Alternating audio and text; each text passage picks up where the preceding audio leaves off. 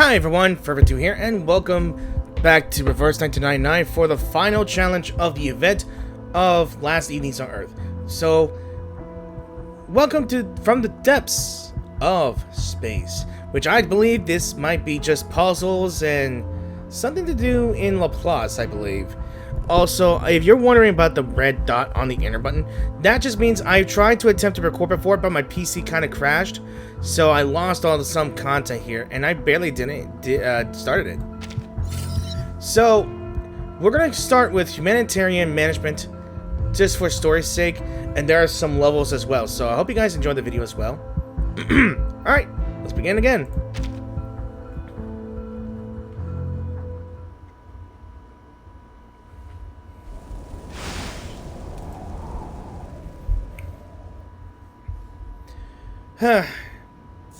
Alright. I was just very upset that when I was trying to record, my PC went blue screen on me and it just crashed. So the alarm indicators on various monitoring devices flashed steadily. On the hospital bed, the rescued individual's breathing maintains a steady rhythm. He's still lost in a deep sleep.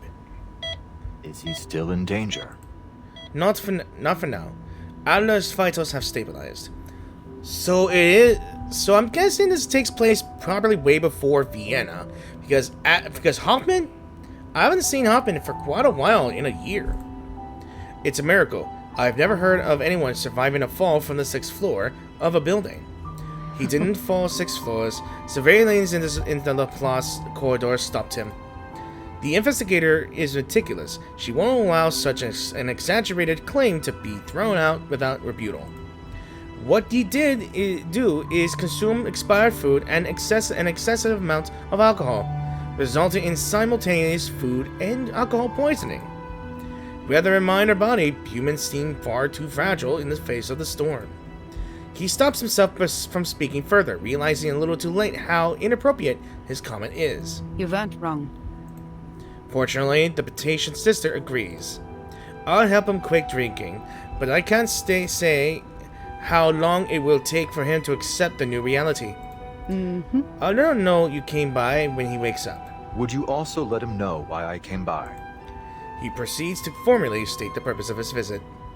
The LSCC has a backlog of encrypted internal research data, and most of the personnel who originally had their passwords and biometric verification information have already been reversed. Madame Lucy is gathering capable researchers to work on decrypting the files. I came to confirm whether Adler would be fit for the task in his current condition. No. I'm afraid he's not fit to return work at the moment. He still needs time to recover. I'll try to persuade him to join the cryptography team once he's recovered, but I'm just his sister. He doesn't exactly listen to me all the time. Thank you for providing me with this information. Ulrich carefully crosses off an item from his to-do list. As you wish. I'll give you some privacy, Miss Hoffman. Go ahead. Ulrich quickly leaves the ward.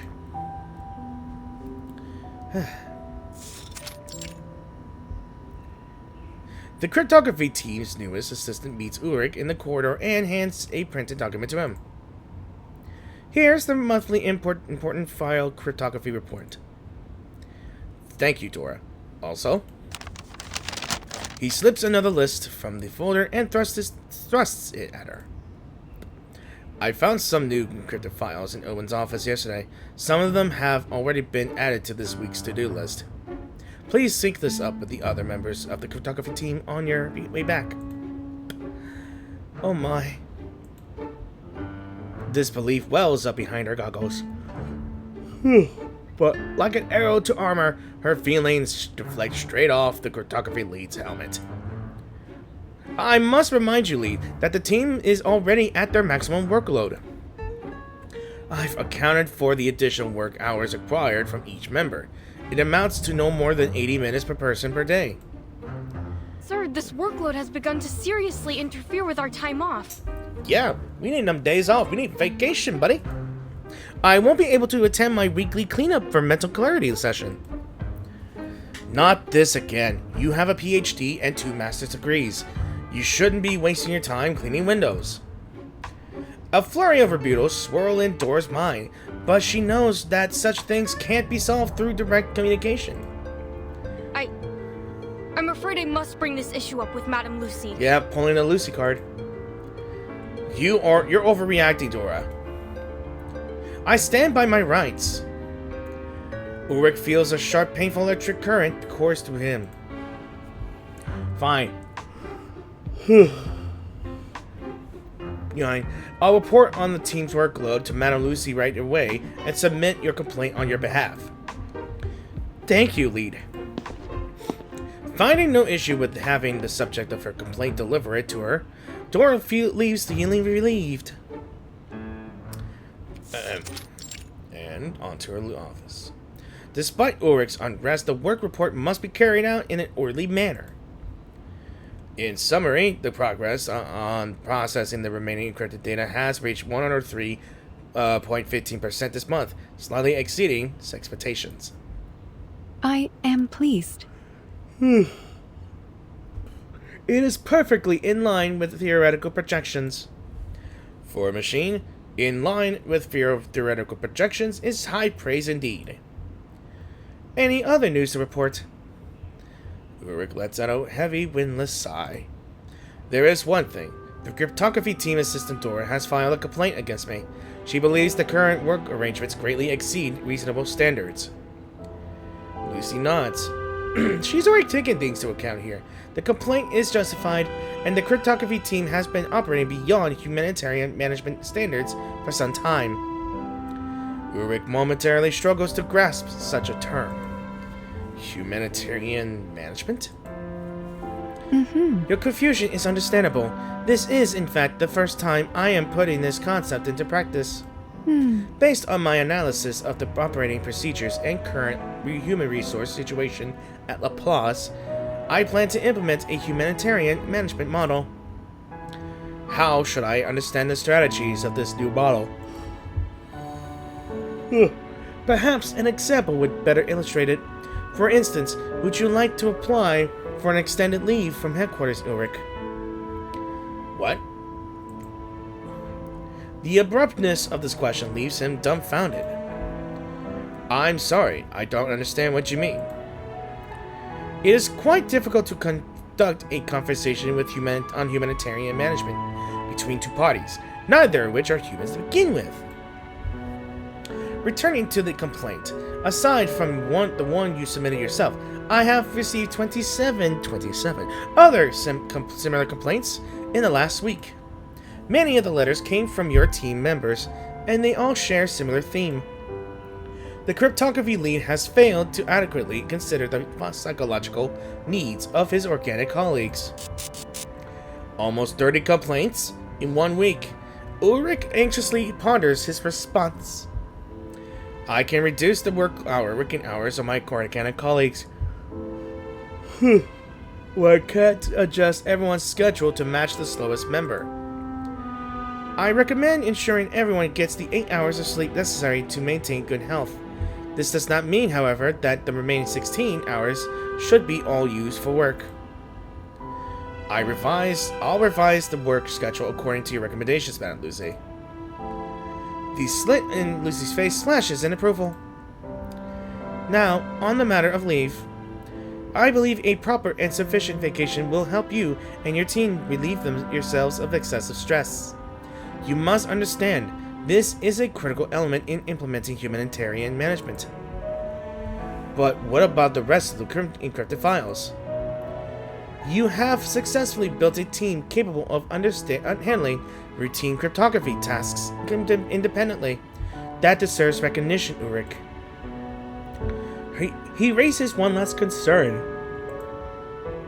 The next storm could occur any time. Locations outside headquarters are unsafe. Your concern has been fully noted and considered. I can recommend a safe haven for you, the LSCC's plastic branch. According to our records, the geographical location of this branch has granted it the same immunity of the storm as headquarters.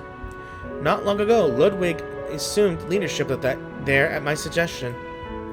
He mentioned that a set of facilities has been established specifically as a safe retreat for the recuperation of staff members. A familiar name. Ludwig? So he was transferred all the way to Plastic, was he? The decision to send you there has been made in consideration of mutual interests. I am sure he will understand. Yes, Madam Lucy. The Awakened finally surrenders under the banner of humanitarian management. Fine, I'm taking a break. Good job. Very well. This will be a solid first step in the implementation of humanitarian management. Satisfied with her successful persuasion, Lucy continues. Good news. I have reviewed your work hour records, and your accumulated vacation time has reached 999 days? In fact, the actual number may be greater, as early spreadsheets only allowed for a 3-digit maximum. Are you telling me that Ulrich has saved over maybe 1,000 or more? 1,000 days or more of vacation? Shoot, if I'm gonna take some of those days off based on my accumulated workload, I don't know how long I would choose. Until then, I will leave it to you to decide when you return. Enjoy your vacation, Ulrich.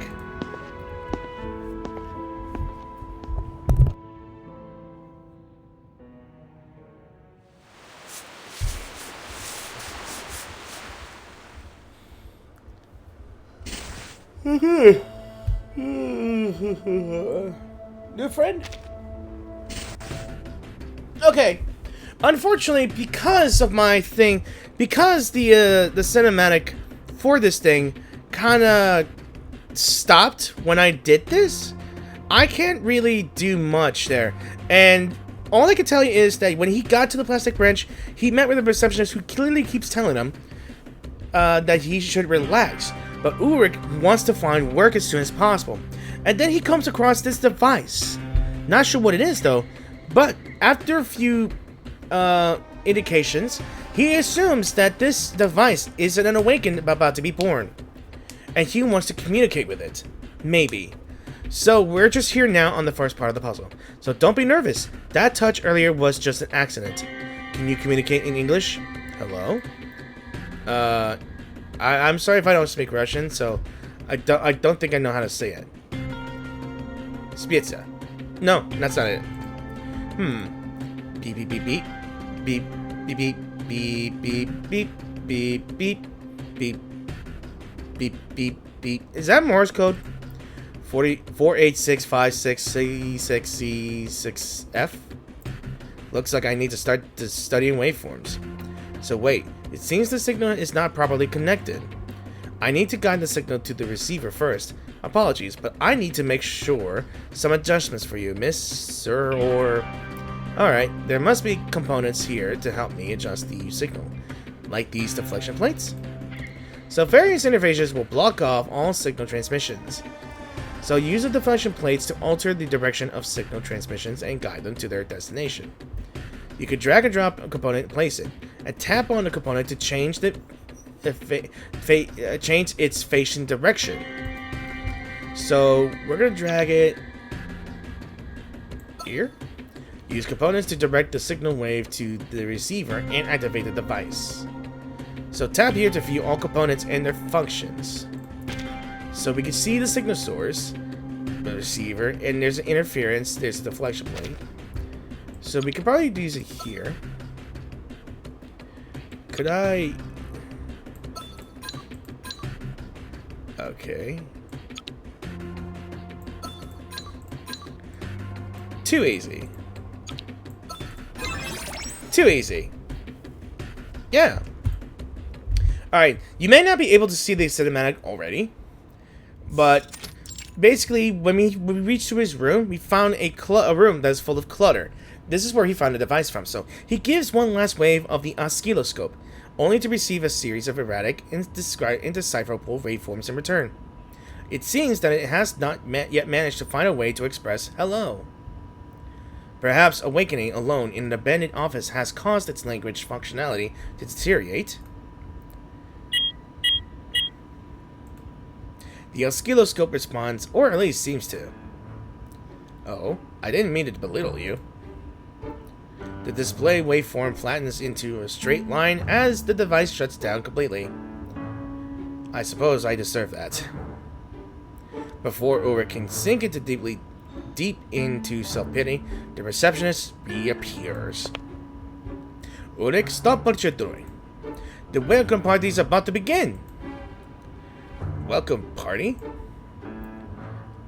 Yeah. I guess Ulrich does not know how to switch between work and play.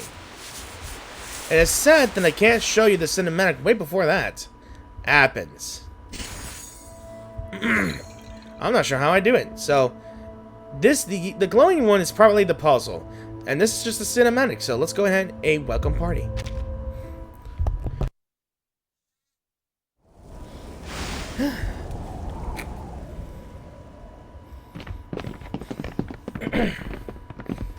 Ulrich is ushered into a laboratory packed with computers.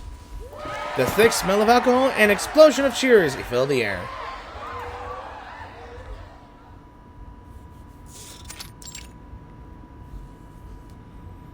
Let's raise a toast. A big welcome to a distinguished researcher from headquarters, Ulrich. I got my water. Is this really the banquet hall? The floor and workbenches are laden with smoked fish, slices of red sausage, and unmarked bottles of vodka, all sourced from nearby towns. I drink water. That's right. It is a reasonable use of public facilities, don't you think? Hardly. What kind of place is this for a party? Any spilled alcohol could corrode and short-circuit the equipment. Yes, but geometrically speaking, it's the central point of the facility. It's the closest place to everyone's rooms. He extends a finger and traces dazzling geometrical patterns in the air. We've hosted a number of parties in this facility. Both experience and theory confirm that this lab is the most popular location. The eccentric logic of Laplace's scientists extends even to this remote branch near the Arctic Circle. I don't think this is a math problem. It's a systematic issue. Dining in the lab should be strictly prohibited. The equipment we have left is already dwindling. We can't afford to lose any more. Don't be such a buzzkill, Ulrich. This is your welcome party. That's right. We always welcome the newcomers. I'm Dmitri. That's Alexander, and over there is Elena. Oh, and there's Ivan too. But he hasn't shown up yet. No use waiting for him. Let's have a drink. He holds out a glass of vodka spiked with chili peppers. Come on, friend. Ulrich shuts off his olfactory inflection. No, I refuse to drink alcohol. Don't you have anything non-alcoholic? This question is met with a burst of laughter akin to the howling winds of Siberia.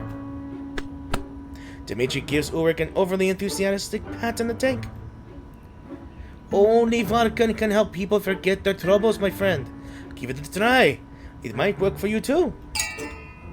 Dmitri raises his glass, leading the group in another round, but Ulrich still doesn't touch the glass in front of him. I never asked for a welcome party. Were these supplies purchased with the LSCC's budget? Dmitri answers his question without hesitation.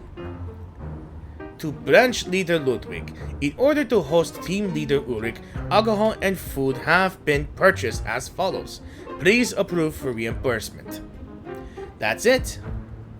It all reeks of corruption. The LSCC's funds should go toward researching the storm, not unnecessary indulgences. The party comes to an abrupt halt. What? This isn't unnecessary at all. That better just be a joke. I'm not joking. Oh dear. You're serious? Here is the case. We just wanted to lighten your mood, Ulrich. What a buzzkill. But I can't. A wave of shushing drowns out Ulrich's protests. Even the densest person could feel the shift in this room's mood. I've had enough. Enjoy your vodka and smoked fish. I refuse to participate in such a misuse of funds. Ulrich turns toward the door, and the researchers quickly clear a path, their eyes following him as he swiftly exits the room. Wow. I mean, I would take chances of relaxing and getting rid of the stress altogether. Too much work can kill a person. Ulrich feels as though he's just knocked over a beaker full of liquid and spilled dangerous chemicals all over the floor. Though harmless to him, the mess leaves him irritated. Facing the snow-covered plain, he aimlessly watches the various black dots scattered in the distance. Oops. One of them starts to move closer, slowly taking the shape of a person as it approaches. A distant voice drifts over, carried by a cold wind. Hey! Ulrich? Is that you? Who are you?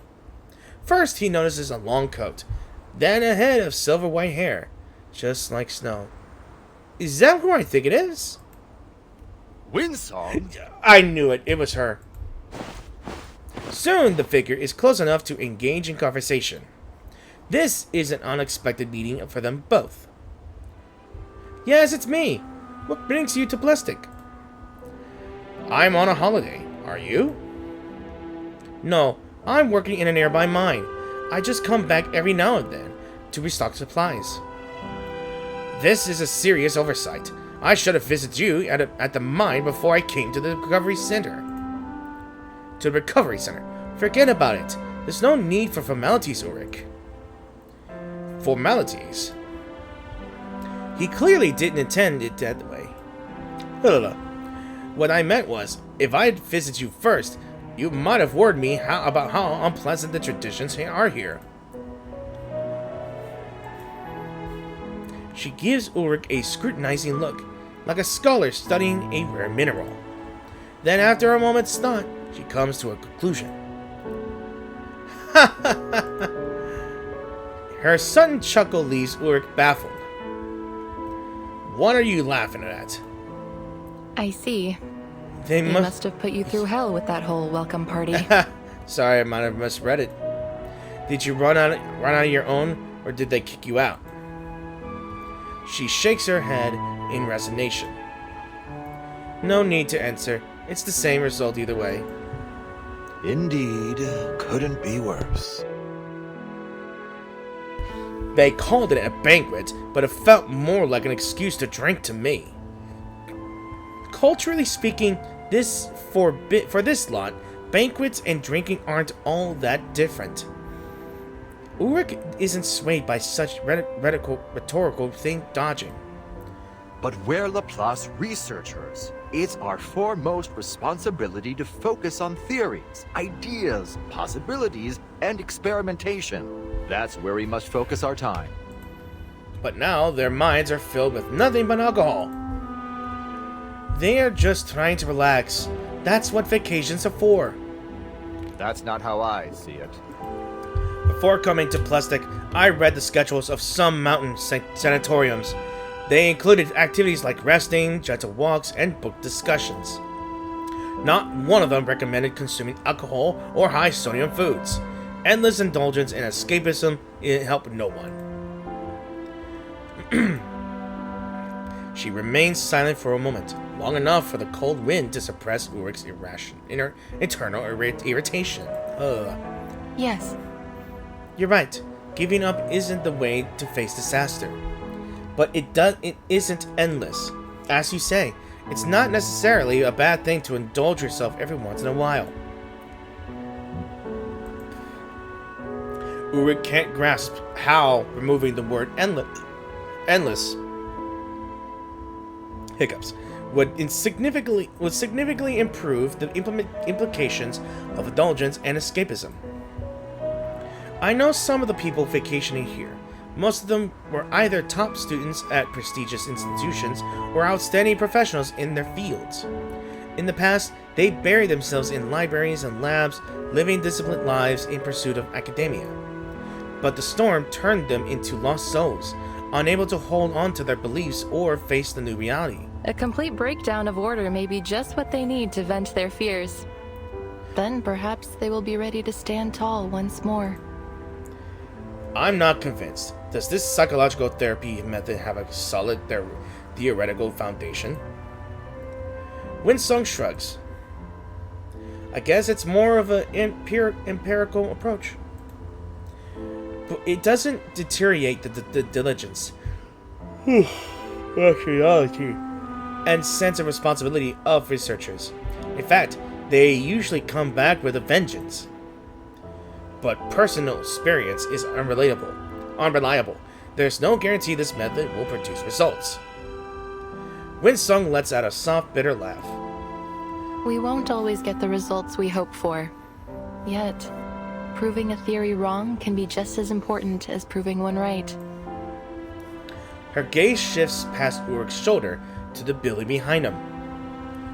So, are you going back, or are you going to stay out here in the cold?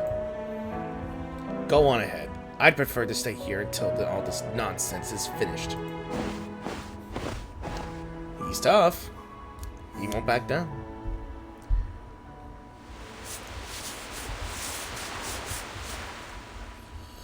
So, I've already done Welcome Party. I took a break for a bit. Now let's go to Unwanted Noise. Probably puzzle number 2 of this thing.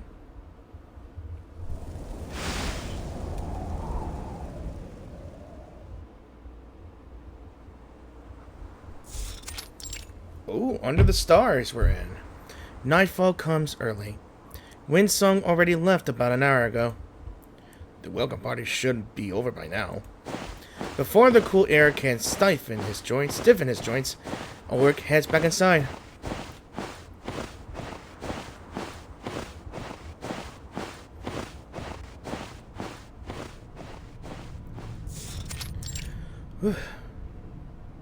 The banquet venue lies directly on Ulrich's path to the office, forcing him to pass by the geometric center point. The raucous noise, but behind the closed doors suggests the party is still at its peak. Evidently, the guests' excitement doesn't hinge on the presence of the party's guest of honor. Endless nonsense. He quickens his pace.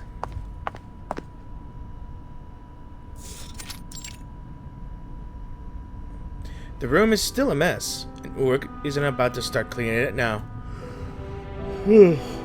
Pardon me. The oscilloscope remains in its original place.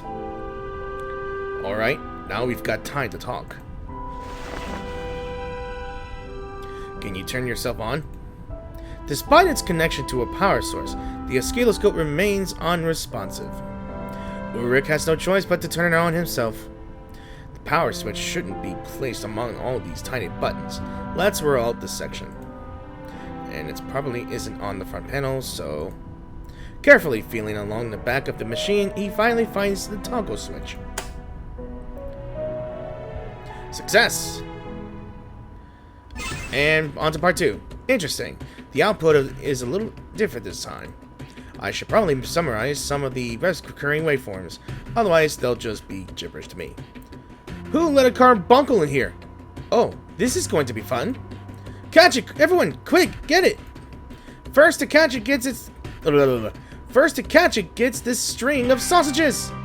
Damn it! Who's running around in the corridor? Back to summarizing. It's not hard, but some of these signals are too weak for my liking. Fortunately, I borrowed a few signal amplifiers from the engineering team ahead of time. Best put them to use. So we got ourselves, when there are multiple receivers, all devices must be activated to obtain information. When there are multiple receivers, all devices must be activated to obtain information. When there are multiple receivers, again, all devices must be activated to obtain information. Again, when there are multiple receivers, all devices must be activated to obtain information. This is just like that non-stop notification when you play Fallout New Vegas. You'll get this recurring thing every 5 minutes or every 10 minutes. Don't forget to take a sip from your Vault 13 canteen. Again, 13 minutes later, you take a sip from your Vault 13 canteen. That's just going to be recurring. Signal amplifiers can boost signal waves and split them into 2 separate waves. Use deflection plates to direct the signal waves to the amplifier's input and see it in action. So let's try this one. Yeah. Okay. So let's try this. Here, maybe? We could do that. This is gonna be a problem. We could... No.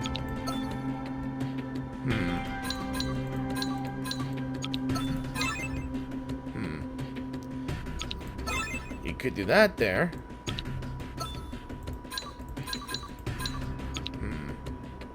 This is going to be a problem here.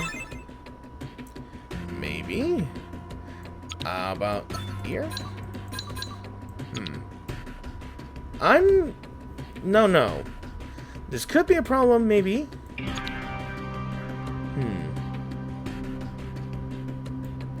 I'm just thinking of something else.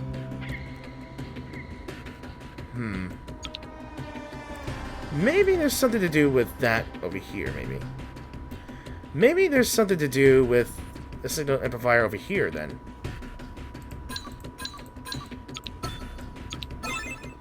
We could do that. But we need something to direct the signal here. Yeah, that's gonna be the problem. Yeah, that's the biggest problem here.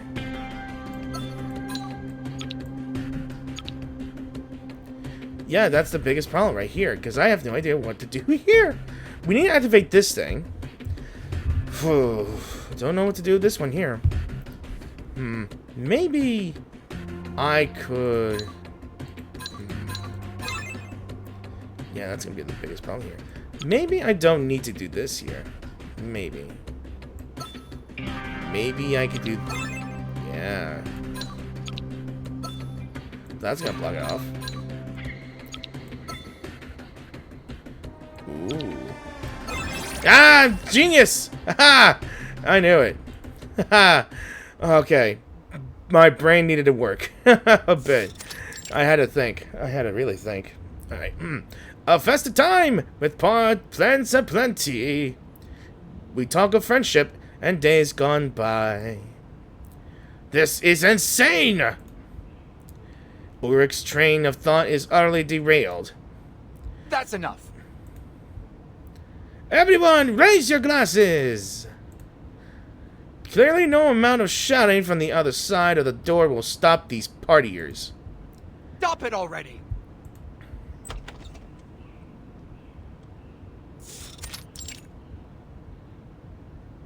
By the time Ulrich has stepped into the corridor, all but one of the partiers have already disappeared.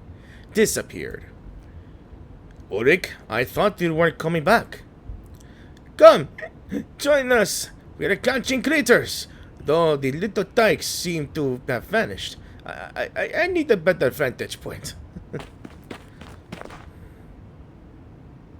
Dimitri staggers over to the corridor railing and leans most of his body over the edge. Ulrich lunges forward, grabbing his shirt and yanking him back. Ow! What was that for? Ah, my carbuncle! My sausages!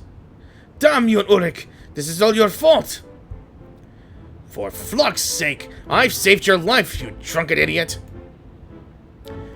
Well, I didn't ask you to save me. Even Ulrich could tell that Dimitri was mocking his tone from the welcome party. Unbelievable. This is a research facility, not your tavern. The next storm could strike at any moment, and here you are wasting away time drinking. And what great, world-changing research are you working on, huh, Ulrich? Lead us, O brave Emperor Ulrich, my liege. Lead us to invent the ultimate machine to weather this storm. Is someone fighting? The commotion in the corridor has caught the attention of a few partiers. Great!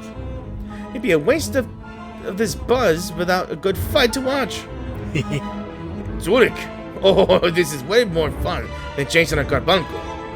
A growing crowd surrounds Ulrich and Dimitri as their argument continues. I can't click anything.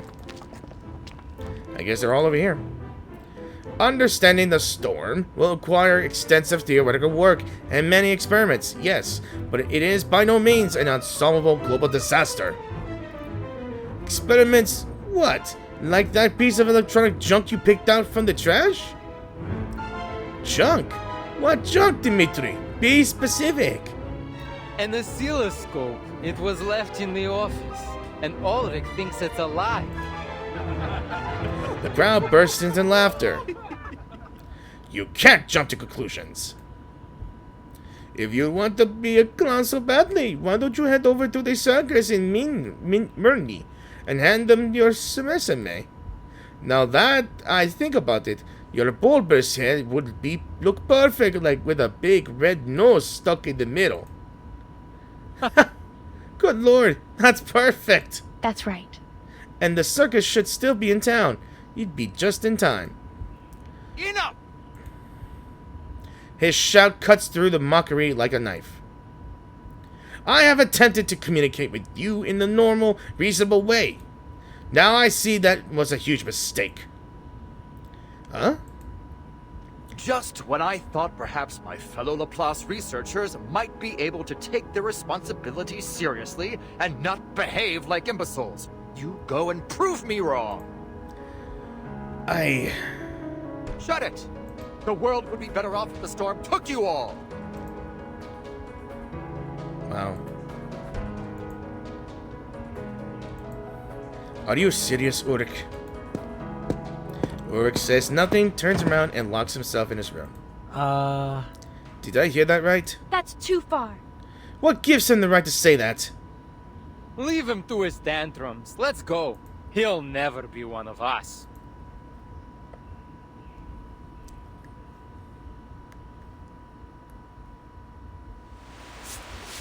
Wow.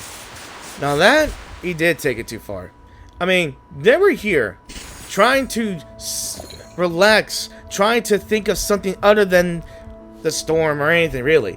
I mean, he doesn't know. They're probably just people that just came out from the storm, you know, that survived the storm. They face harsher things, and they're trying to, like, relieve themselves of that kind of stress so they can get back to work with a clearer mind. But clearly Ulrich doesn't know that. So no more owlness.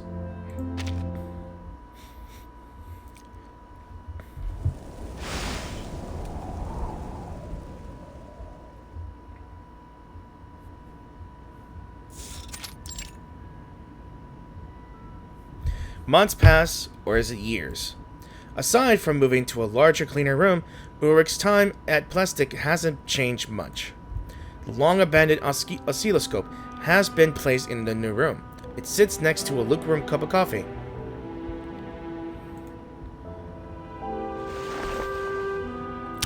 He deftly presses a couple of buttons and twists a few knobs. What's on your mind today?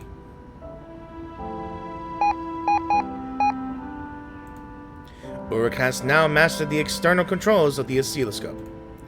He has never once considered opening the casing to examine its internal structure. There's no new information. All I could do is reply historical data. I've already compiled all the recurring patterns from the waveforms. All that's left are a few incomprehensible fragments.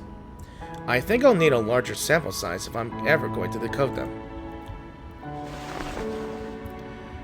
He picks up a well-worn transcript from the desk, notes from a lecture on linguistics by a branch leader Ludwig.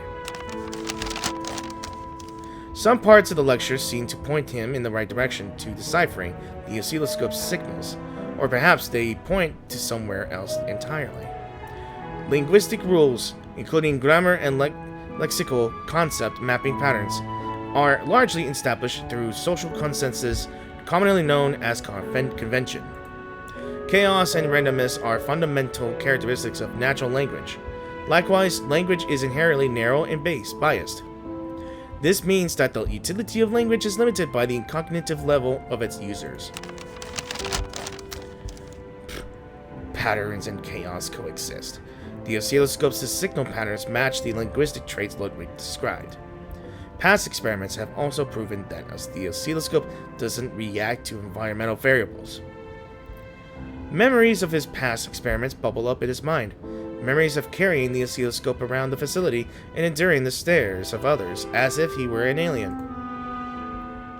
Which proves it isn't some kind of monitoring device. No, it's definitely actively transmitting information. But with the current sample variety, I can't verify my hypothesis any further. There is a knock on the door. Hey, old friend, are you in there? For a scholar often out in the field, her visit is unusual. Winsong? Come in. She steps in and places some cheese and caviar on the desk. Thank you, but I have no use for these. Alright, then I'll give them to someone who does. She promptly takes the gifts back. Any progress with the oscilloscope? Nothing substantial.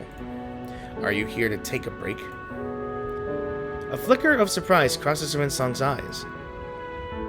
No. The storm is coming. I'm here to take shelter. You should have received the alert by now, too. Ulrich seems to take a long moment to process the urgency of this global disaster. Ah, yes. Of course. He sinks into a somber mood once again. Hey, Ulrich! Why are you just sitting there in silence? What are you thinking about? In less than 12 hours, the outside world will be reversed. Is there anything in this era you've left undone? Ulrich remains silent, unsure of how to respond. And after the storm, are you planning to end your vacation and return to headquarters? This thing is so noisy. He reaches out to turn off the oscilloscope, but Winsong stops him. Leave it on. It'll be too quiet here without it. I've had to wrap up my expeditions in the Arctic Circle. After this storm passes, I'll head back to headquarters. I need to organize the data I've collected and give a ley lines lecture there. If you're planning to leave, we could head there together. I haven't decided yet. Perhaps I've grown accustomed to this undisturbed life. The peace and quiet help me reflect on the era and the storm. Peace and quiet? You didn't even realize the next storm was already on its way. Winsong lets out a playful whistle. Not looking too good, my friend. Your long vacation has taken its toll on you. You should return to headquarters, do some real work, and get back into shape. And don't forget to bring some reunion gifts for your team members. Hiccups, oh my gosh. You agree with me, don't you, little guy? Surprisingly, the oscilloscope responds even more empathetically than to her words. Okay. What? Ulrich buries his head in the display, the little ball of ferrofluid trembling with the frequency of the signals. This frequency. It isn't right. He grabs his notes from the desk and quickly scans his records. February's records. No. October's. Here it is. But it doesn't match at all. Winsong reflexively pulls out a pencil and notebook, only to realize she has nothing to write down. Did you find something? The amplitude of all the signals is increasing. The peaks and troughs. The peaks and troughs. Troughs. I don't know how you say this. Troughs of the new waveforms are nearly maxing out. Oh, you gotta get out of the instrument's display. Has the regularity been disrupted? Indeed, the probability of a familiar pattern appearing has dropped significantly. The randomness of the waveforms is rapidly increasing. Could it really be reacting to what we're saying? No. There's no reason it should respond to what we say, and you know I've never believed this thing isn't awakened. Even I've almost given up on that hypothesis. That's a relief, then. What exactly is going on right now? Has something changed? The ferrofluid shoots up upright, forming an exclamation mark. It's the storm. It's directly affecting it. Our holiday is over. Uh-huh.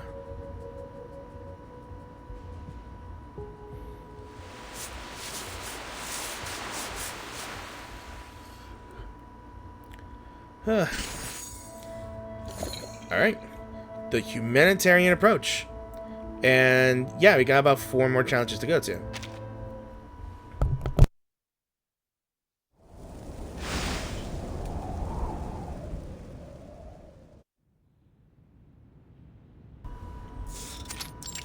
Alright, back in Laplace here. It's an ordinary work day like any other. Dora, do not put me to sleep, please. Dora hums a cheerful tune as she dusts the equipment with a handled static duster. I'm trying to remember, is Dora the one who got dusted too? Got reversed as well? I'm thinking so, yeah. Without warning, the lab door opens. Dora, what are you doing? A long-absent figure appears in the doorway. Ulrich! She hastily flings the duster to the workbench beside her. I thought you'd know better than to throw things out the workbench by now. I'm just a little surprised. Fair enough. But still, take care of the equipment.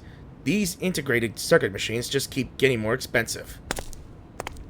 Ulrich briefly steps out before returning with a heavy piece of computing equipment. What's this? A gaming console for the team. It comes preloaded with Ping Pong League, Super Spaceman, and Leviathan, and the Deep Sea Maze. It can also serve as a versatile development platform. You can design your own games on it. So, what's it doing there? The image before her is almost surreal. It's a gift. I bought it for the team. Before Dora can react, Ulrich has turned and left once again.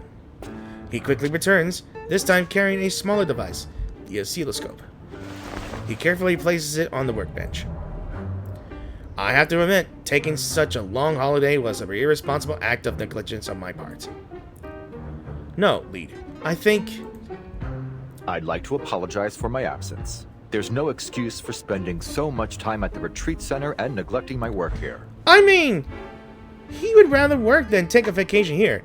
You don't say neglecting your work by taking vacations. It's not negligence. No, it's taking care of your health. You know, rest a lot more than work more. I mean, if you're forcing people to work a lot more, okay, never mind. I got nothing else to say. I forgot what I was supposed to say. It's fine. I've already submitted a request to Madame Lucy. For the next 36 months, I will forfeit all personal salary and benefits. I'm sorry? I knew it. Don't tell me. And I'll compensate for the loss of caused by my absence by doubling the work hours. No! Wow. Try to take a vacation once. If you didn't like vacation, wow. Get more work. That sucks. Ulrich seems deaf to Aura's protests, moving straight to the point. He plugs the oscilloscope in and turns it on. From now on, the cryptography team will take on a new long-term task. I require each team member to independently propose a framework for classifying the waveforms from this oscilloscope without discussing it with each other.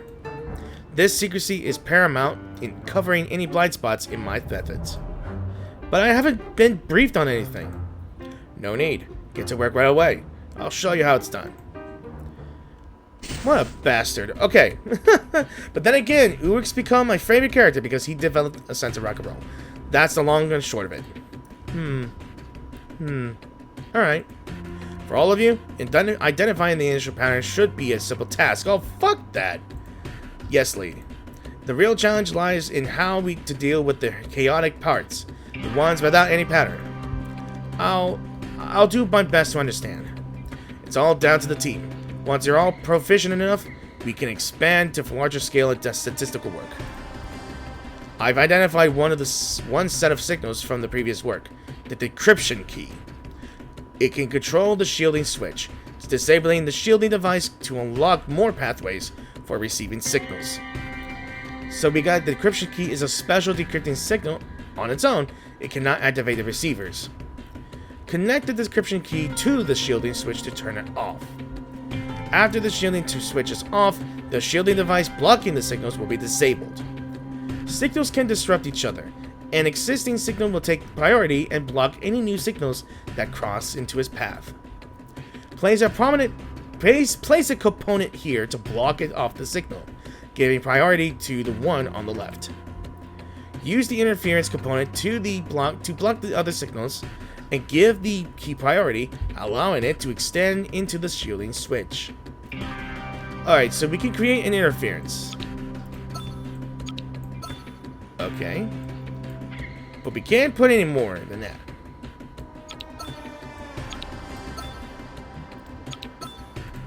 Alright, we can't put any more than that. But how do we do that, though? Wait a minute. Aha! Genius. Alright. I'm a genius. Aha! There we go. So, I guess when I can lead this thing to this thing, it just automatically opens up a pathway. Okay, I'm cool. I popped my toe. The work on the oscilloscope quickly becomes a part of the team's routine daily task. Unfortunately, today's research still yields no progress. Would you like to hear my thoughts on the oscilloscope, sir? Go ahead. Maybe it really is just a broken machine, like most of the equipment we've cleared out and stored in the repair room. But the storm notably impacted the readings. That's highly unusual. No, it's actually quite ordinary. The storm interferes with all arcane phenomena. Clearly, arcane technology was involved in building this instrument. Of course it's connected to the storm. Almost everything is. This answer does little to satisfy Ulrich. So you're saying it isn't unique? Precisely. We need more evidence before we can come to that conclusion. But the uniqueness you suggest isn't supported by any current evidence. Before any rebuttal can come, she continues. You plan to establish different array systems to correlate changes between information patterns. But this method won't eliminate all errors. We'll be forced to acknowledge the inherent chaos of the system. We could spend immense computational power exploring every possibility for half a century and still end up with nothing. Ulrich's silence suggests he has already considered these issues. We could request more resources to address the problems you mentioned. That would require submitting a dedicated research project application, including a preliminary evaluation of personnel, funding, and equipment. It won't be easy to justify the research value, and we can't just turn the whole cryptography team into an oscilloscope cryptography unit. Where would you find people with the necessary time and expertise to join the project? Wait! Even she seems surprised by her sudden burst of inspiration. I know just the person. Is it who is in the hospital bed? Enigma? Dora strides purposely down the corridor like a deer charging through the forest. Ulrich jogs behind her. She comes to a stop in front of a closed door. Just as she's about to ring the bell, Ulrich intercepts her. A word of warning, Dora. Enigma has been a recluse for years. Any attempts to communicate with him won't end well. Come on. He deserves a chance just like anyone else. I've dealt with worse characters, you know? Those awful old math professors who take pleasure in insulting students. I've picked up a few tricks, so don't you worry. So she takes a few deep breaths to slow her racing heart. When she speaks again, her tone is entirely different, like someone trying to persuade a child to do something. What's this? New puzzle games! Want to give it a try, Adler? This is absurd. She coughs before switching to a more formal tone. We're facing a serious problem that requires your expertise, Mr. Adler. I trust it falls within your responsibilities to assist us with this matter. He'll only laugh in the face of such fabrication. Her tone shifts again, this time sounding like a restaurant server. Mr. Adler, a messy room isn't doing your mental state any good. Let our Clean Up for Mental Clarity group give you a hand. That one doesn't even have any work-related information. Finally, her tone becomes exasperated. So what's your brilliant idea then? We shouldn't focus on how to communicate. We should focus on how to complete the task with as little communication as possible. Why don't you organize the materials, open the door, and drop those documents on the floor and leave? Then you could check me back later to see if there's any progress. What a convincing solution. Then we're in agreement. Ulrich ignores the sarcasm in her voice, steps forward, and rings the bell. At that moment, the door swings open. Hoffman here. Hi. An unexpected figure stands in the doorway. Good day, Madam Hoffman. I didn't expect you to be here. The honor is mine, though I don't believe we've met. Miss Hoffman. Night time no see. This is Dora, a research assistant in the Cryptography Team. A hint of surprise colors Hoffman's face. Ulrich, so your holiday is over. Yes, I just returned to headquarters. Were you looking for Adler? Dora quickly takes over the conversation. Yes, the Cryptography Team hopes to enlist his help. Excuse me. Hoffman gives a soft sigh, visibly weary. I see. Now is not a good time to approach him. Adler is unwell. Understood. In such a situation, no one would inquire about the specifics of his condition. Does he have a bacterial infection from being in a confined space for so long? It isn't a bacterial infection. Dora takes a quick step forward, putting herself between Ulrich and Hoffman. Who knows? Madam Hoffman, is there anything we can do to help? Of course. There is something I've been considering. Adler's birthday is coming up. Birthday? He's turning 28, but I'll be on a field mission to the Flannan Isles on the date. I'd like someone to deliver the gift to him on my behalf on that day. This seems like a good opportunity for Dora to break the ice with him. Absolutely, Madam Hoffman. Leave it to us. It's appreciated. Thank you. I'll send the gift to you later. Hoffman, satisfied with the arrangement, leaves at once. Looks like we've been handed a good opportunity. Ulrich feels as though a rock has smashed through his tank. He instinctively pats the glass, checking that it's still intact. What exactly have you agreed to? We're about to deliver a gift? Barely. Ha ha ha ha ha. Maybe. Alright. Looks like we got 3 more chances to go, so a not so happy birthday. I feel like this is gonna end very badly. Really?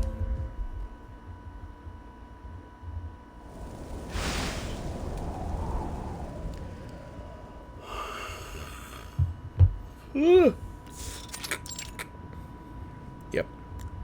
The door creaks open, stirring up a small cloud of dust. Luckily, this visitor has no need to breathe. The office's occupant hides behind a towering stack of papers, paying little attention to the intruder. Visiting hours are over, and you don't have an appointment. Please, get out. There's no such thing as visiting hours here. But I still have the right to control my private space. Might I remind you that, fundamentally, an office is a semi-public space? Treating it as a private property is the result of primal animalistic instincts and a serious violation of regulations. Theoretical physics research requires quiet, and not people walking around and shouting at one another. The sound of a scratching pencil comes from behind the papers, as if Enigma were finishing a crossword puzzle. But you haven't submitted a single academic paper of value in 7 years, nor made any other kind of contribution. How long do you intend to indulge in this humanitarian management idleness? You can't even keep the room clean. Oh, so you've returned from holiday as a sanitation inspector, have you? I'm still the leader of the Cryptography Team. During my absence and since my return, the team has been running efficiently. The number of internal complaints I've received has significantly decreased. You should give yourself a report to that tin can, not to me. Now leave. For the sake of his promise to Hoffman and his responsibilities as a leader, Ulrich resists the urge to walk out. I had no desire to be here, but I gave my word to Miss Hoffman. Huh? I'm here! Dora bursts into the room, 2 cardboard boxes in her arms. She places the boxes on top of the already massive pile of paper. Sorry I'm late. Great, another one. Welcome. Make yourself at home. What's next? A full orchestra? A clown jumping out and serenading me? Well, not exactly. Happy 28th birthday, Mr. Adler. The sound of tearing paper fills the room as crumpled calendar page is thrown over the stack of paper on the desk. Thanks for the reminder. I'd almost forgotten. As her enthusiasm deflates, she gives a pleading look to Ulrich. He responds with an annoyed shake of his head. Mr. Adler, I brought something for you. Yes, the boxes you so kindly already piled on my desk. One is signed by Greta Hoffman. Who's the other one for? For you, of course. She quickly unwraps it for him. It's a weird-ass cake. What happened to it? What is this? It's the birthday cake Dora prepared. I assume you haven't so utterly detached yourself from society that you don't understand its significance. What? She lets out a helpless scream. Who put so many candles on it? Let's see. 28, genius. It took a precise calculation to fit 28 candles perfectly on the cake. Let me tell you. This is not happening. It is. There's too many candles. There's no need to worry about your health, Dora. There's no evidence that ingesting paraffin and a small amount of dye causes any illness. Right. What should we be worried about is the carbon dioxide poisoning. No, that's not the problem. It's that... I can't even look at it. It looks so stupid. It looks like... You know what it looks like? It looks like a carbuncle. And, to be honest, it looks like a squashed Goomba. She hurriedly recloses the cake box. Sorry, Mr. Adler. I'll get you a new one. No need. I'll eat this one. Then, considering the fire hazard, let's skip lighting the candles. But we still have to sing a song. Even I learned the German version. She is so dedicated. I think she's trying to press Adler. Maybe. I understand English, by the way. When will your enthusiasm end? It's a magical song, don't you think? It sounds cheerful in any language. She takes a deep breath. Zum Geburtstag viel Glück. Zum Geburtstag viel Glück. Zum Geburtstag, lieber Adler. Zum Geburtstag viel Glück. Aw. She even took the time to learn German. The final note hangs in the air before crashing to the ground like a solitary raindrop.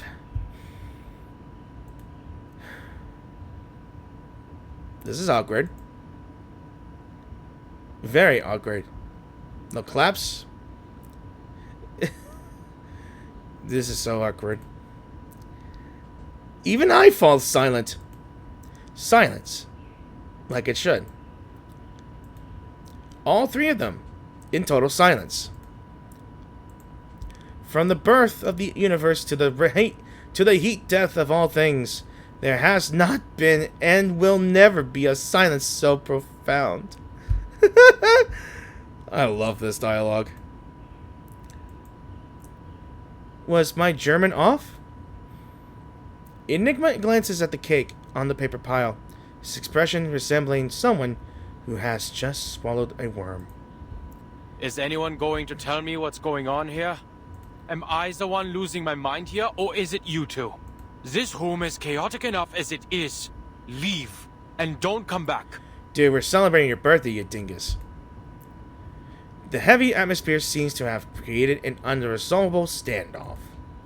All attempts at social interaction have ended in dismal failure, like a well-intentioned ship crashing into an iceberg. No one wants to blow out an unlit birthday candle. But... We've done all that we can. Let's go, Dora.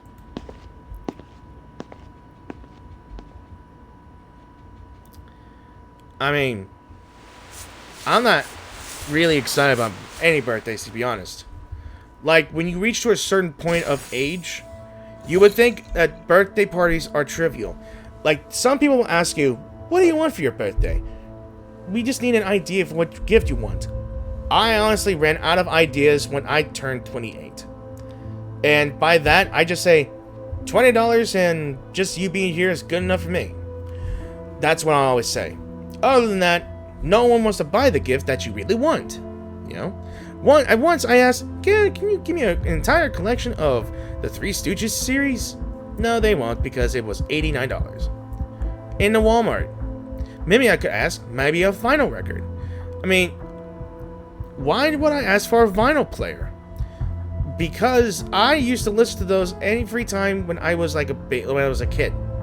Like, probably 7 years old. I had, I guess, a very rare Ninja Turtles vinyl record. Or was it the, Disney song? I don't remember. But by that time, I think we lost all those, to be honest, during the move. So, let's head to Ergodicity. I think I'm gonna keep going. I might keep going.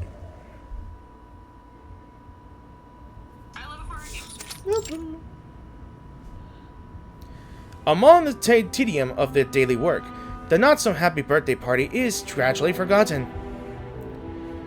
The investigators' analysis reports on unknown incantations have been sorted. Dora places a stack of paper forms on the desk and retrieves a floppy disk from her pocket. This disk contains known incantations similar to the ones the investigators reported. We could use it as a reference during the deciphering. Very helpful indeed, Dora. Ulrich takes the report from the top of the pile and gives it a quick look over. These incantations seem rather common. I'll process the information as soon as possible. As for the time needed to decode them, I can't give an estimate, as always. We'll take it one step at a time. Ulrich stands in his usual spot by the workbench, a steaming cup of coffee nearby. The oscilloscope lies quietly in the corner of the room. Only the cryptography team knows that this device isn't part of the lab's computing systems.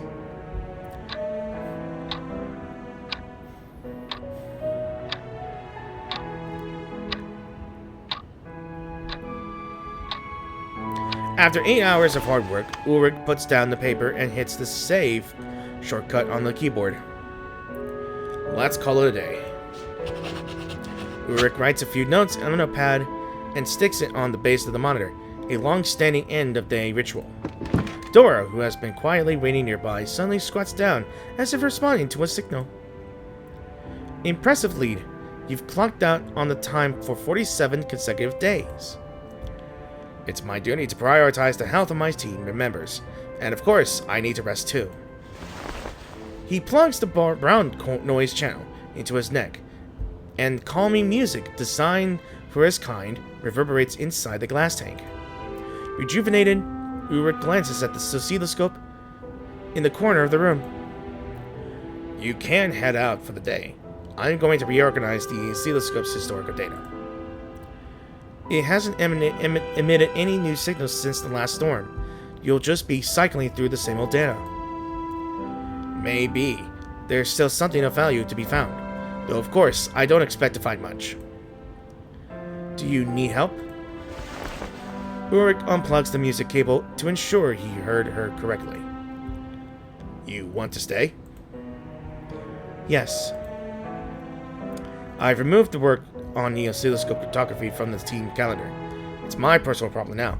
No need to spend your time on it. Go on ahead. I'll stay a little longer. You won't get any overtime pay. I know, but until you figure out what's going on with that little thing, you'll never be able to rest. For the sake of the whole team, let's just get this personal problem over with, shall we? Alright, a new puzzle thing. Honestly, this feels like more like physical labor than mathematics. The more forms and patterns we organize, the more possibilities arise. And the more options we have to sift through the end. More data cryptography involves this kind of process. Just think of it as a little game to relax with after work, rather than a physical job. That way, even if we discover this is just an elaborate years-long prank, we won't suffer too much disappointment. As you wish, Lead. This signal is being interfered by many shielding devices. Let's hope we got enough key signal transmitters. So the letter in the upper left of the icon shows the correspondence between shielding devices and their respective switches. The letter in the... Yeah. So basically A to B. Then we've got to make use of the signal amplifier to boost the signals and decrypt the devices. So we got that thing. So what can we do here for now? We could probably... Not sure what to do here for now.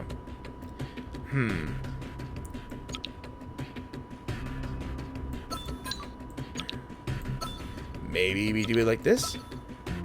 No? We need to have it on A, though. I think we better put it here as well. Alright, then I think... Maybe? I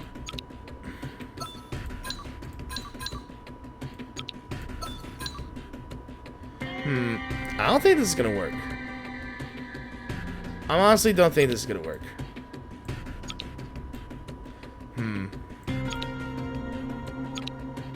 I think we need to do more than that. I think we gotta... And my game froze a bit. My game first froze a bit. Alright. I think... alright. I got an idea. Maybe...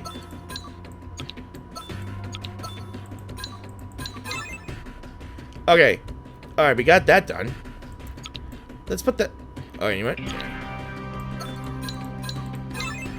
Alright, we could do this.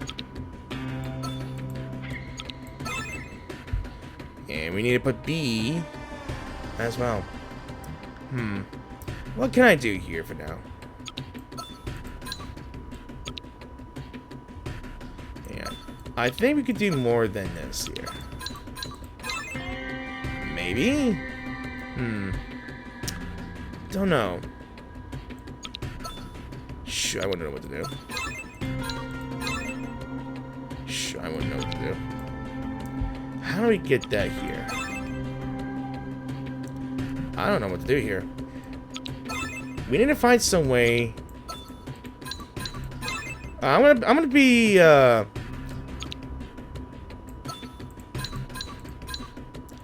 let me see if I can do this. There we go. I think I know what to do here now. Yes. Wait. Wait a minute.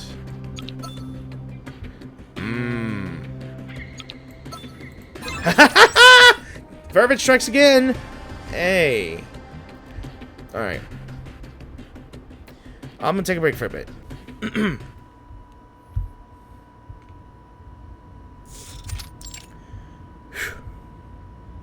Today's results, like those of the past few years, amount to nothing. But both Ulrich and Dora have grown accustomed to this fruitlessness of this work. Let's call it a day. Don't waste any more of our time. See you tomorrow, lead. Dora packs up her belongings as she prepares to leave. Ulrich pours the remainder of the coffee from the team's shared pot and drinks it, grit and all. They each carry out their usual end-of-day routines, just like any ordinary day. Dora opens the lab door to review an unexpected visitor. Very well. You are both here. It's Lucy. Hello, madam. Clearly, today isn't an ordinary day. The alarms blare alongside the whining of machines. Madam Lucy? We are in an emergency situation. Foundation investigator Marcus has sent back information from Vienna about the leader of the Menace Dictates immunity to the storm. The entire cryptography team is to focus on decoding the incantation, effective immediately. Just as they're about to clock out, they just been pushed right back in.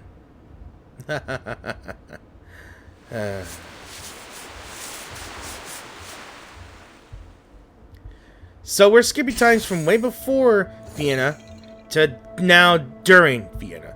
So to nebular hypothesis, our very last challenge of the day. With only 4 hours to spare.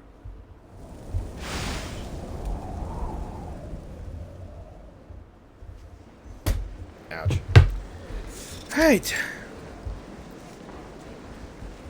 Look at this. He's still here. Oh dear. Clearly, Ulrich's ability to enact a hunger strike has been severely underestimated, even by his fellow strikers, who have all since given up. Reinstate Madam Lucy and her suspension. I think it's now... And I think this is the point where it's after Vienna. Yeah. He periodically voices his demands, only to be met with this silence. Again? Is his head clamped between two neodymium magnets or something? Let's go. They shoot Ulrich a brief dismissive glance before hastily leaving. Damn it! 10 minutes have passed, with no new sympathizers joining Ulrich's cause. In the bustling plaza outside the committee building, Ulrich has become the center of a circular no-man's land of a few meters in radius. Half an hour later, the morning rush subsides, and the square is left mostly empty. Only a few latecomers, leisurely clutching their coffees, stroll by. A burst of hurried footsteps echoes through the square, getting louder and louder. The steps seem to be coming straight for Ulrich. No use trying to stop me. I won't be swayed by any appeasement tactics. He turns, fully prepared for a showdown with the Foundation. Just get back in there. And this is the point where Adler finds his friggin' confidence to do it. Has come out of his depressive stupor. Yeah. Who could have expected this? Don't you see, Yes, hunger striking. How very clever of you. Who else would possibly think of such a genius idea? What are you planning on doing? Waiting out here until the whole thing crumbles under its own weight? I can't leave until I get some results. It would be an outright declaration of the LSCC's political defeat. Enigma grits his teeth in frustration. Defeat? Madame Lucy is gone, and the LSCC is still struggling to find a suitable successor. How much more defeated could we be? The power plays are over. There's nothing left for the little people like us to do. Even if you stand here all year, you'll just become a statue like any other. No one in this great institution will even glance at you. Besides, I'm not handling all that piled up paperwork for you. That was never my responsibility to begin with. Great. Then let entropy take over the LSCC. I'm sure it won't take long for the lab to spawn its own Big Bang. My goal isn't to plunge the LSCC into chaos. Even doing the tiniest bit of actual work could make that statement more convincing. Like finally figuring out that oscilloscope that you still seem to know almost nothing about.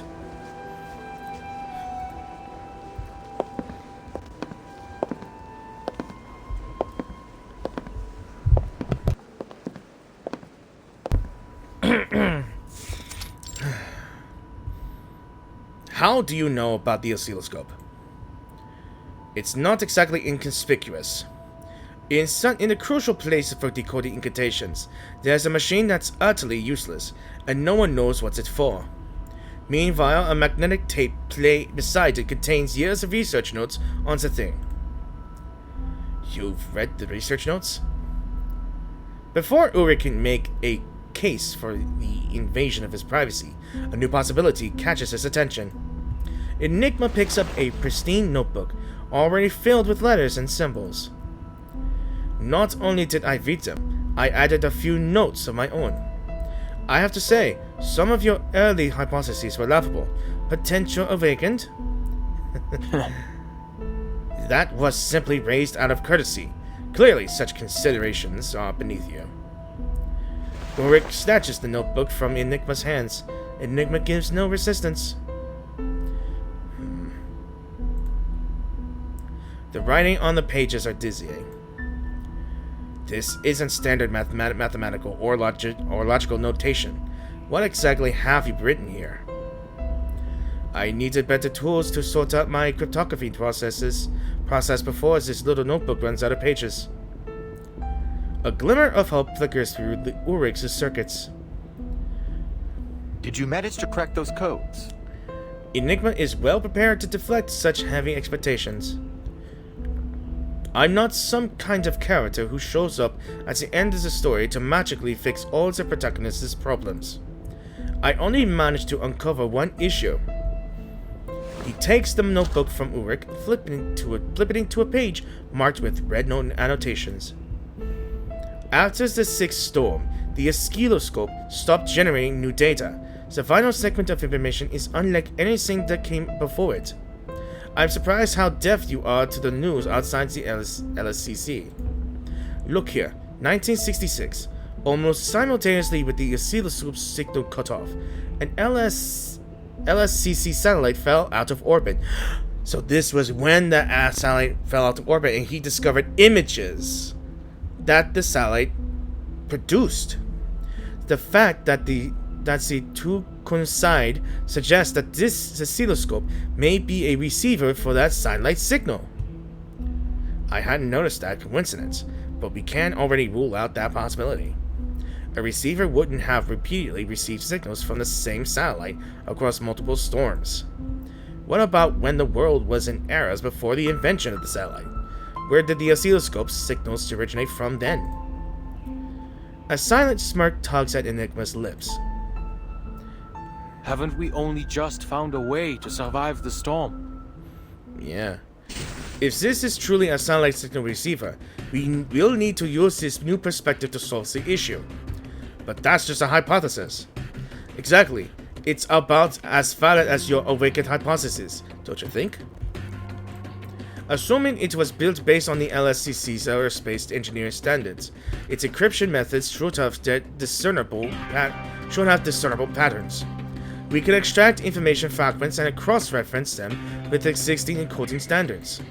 Then we can iterate through all the possibilities.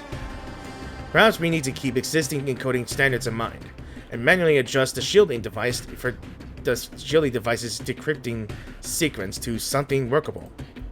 So we tap here to view all components and their functions. So these are, let me see. I think shielding switches is what we have. So the switch can be turned off. Once off, the shielding device becomes inactive. So we have A, B, C, and D. There's A, B, C. Let's go for A first. Yeah. Then we need B.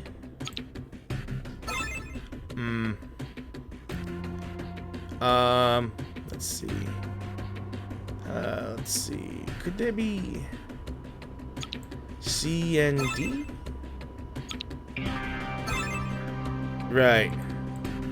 So how do we do this? How do we do this one, though?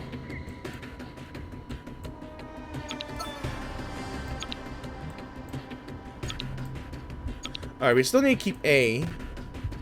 I think we still need to keep B here.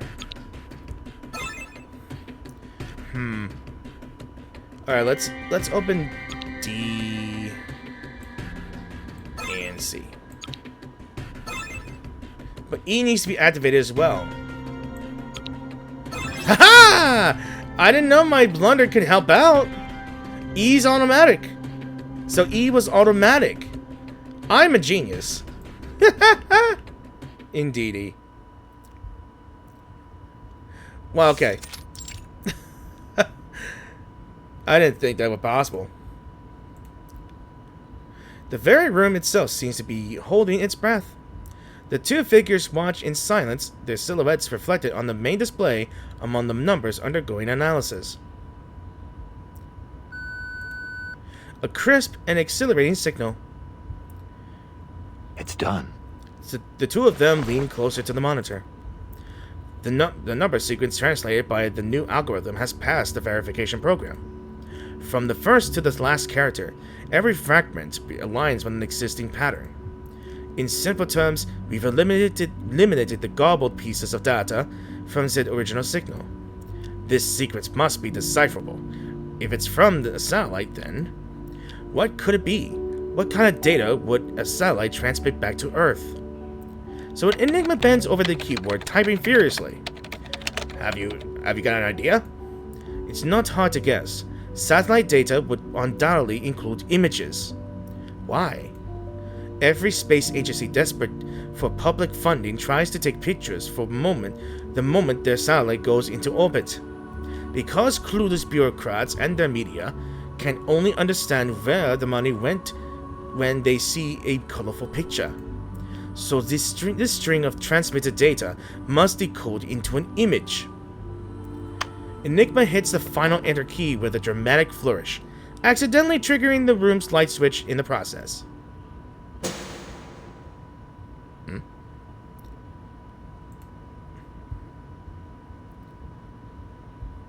Ooh. We've done it. Oh my. It's a galaxy. The SCRT monitor works tirelessly, painting a vibrantly oversaturated nebula on its screen, across its screen. I never would have expected this. Even these two rational scholars can't help but marvel at the surreal brilliance of the image. A photo from space. Then there must be more. Which nebula is that? No clue. Better to leave that to the astronomers. But here, see the timestamps? 2004. The image. That satellite has traversed that storm here. Look at this. Now that would be a perfect image for this stream here. So then the satellite hasn't been affected because by it's the not storm. on Earth. It's actually outside the planet, which means it's outside the phenomena. We only managed to produce the first equilibrium umbrella days ago. Who could have built this satellite? Could it be that some engineer made it immune to the storm entirely Possibly. by accident? That's as unlikely as you starving to death. Or perhaps... Perhaps it was something on board that protected it. Something naturally immune to the storm, with no need for any input or modifications. Something that would undoubtedly help us decipher the storm itself. Oh, so this is where he got the idea from during the event. And he showed Regulus this. It all comes to full circle. Okay, now this has come full circle. This entire thing just started as this oscilloscope, and it's been actively transmitting images, but they had no clue until the last freaking minute. After Vienna, I would think. And this has come full, like I said, it came full circle, where Ulrich has this idea, and he showed Regulus this, and they retrieved the contents of the satellite. Who would have known here? And with 9 hours to spare for me. That is just mind-blowing right there. Yeah, it all started just from a piece of junk in the trash pile. Who would have thought, you know? I mean, great things come from unexpected places, like you get a bunch of images from a satellite signal from a machine that was just dumped into the trash pile. I'm just amazed. So, as I would say, that is it for From the Depths of Space. And with just 9 hours to spare, I will say I was excited by the puzzles. I kind of liked it, just allowed me to have a room to think, and I didn't think that would be easy or very difficult, but I hope you guys enjoyed my figuring out these puzzles here. So, thank you all for watching this video, and I really hope you enjoyed this video. If you did enjoy this video, please give this video a like or dislike. Any comments would be helpful if you have anything to say about this little video and challenge here. And if you guys are new to the channel, if you wish to support my channel, if you enjoyed my narrations, my commentary, my ramblings, my chill and casual vibes I bring to the videos, or just the content I make itself, please be sure to click the subscribe button and like the video if you enjoyed it. I really am in need of liking the videos this year as well. So, until then, it will be only 9 hours until this game's 1 year anniversary, I think it's the year anniversary, would be out as well. I think, but it is an anniversary, and a new event will be surely around the corner, just a few hours, probably by tomorrow, possibly, and 3 new characters as well. And I'm very excited because I like how the story's gonna go through, you know. But I think I might just show you the video as well whenever it comes out, like always. So with that, this is how it's gonna. This video has been truly an interesting journey, because I always wondered where he did get the idea of the experiment, and how did he get those images, and how did he know about the satellite. There you have it. So as always, thank you for watching, and I will see you guys in the new video. So peace out, and have a great